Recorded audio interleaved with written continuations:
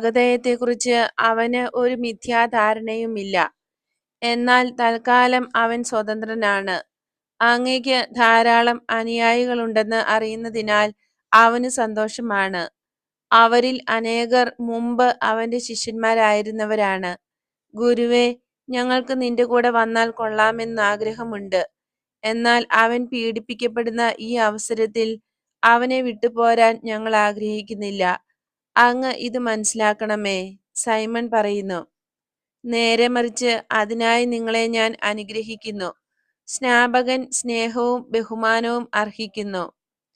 അതെ, അങ്ങ് പറഞ്ഞത് ശരിയാണ്. സ്നാപകൻ ഒരു വലിയ ആളാണ്. ഒരു രാക്ഷസനെ പോലെ അദ്ദേഹം കൂടുതൽ കൂടുതൽ തെളിഞ്ഞു വരുന്നു. അവൻ അഗേവു ചെടി പോലെയാണ്.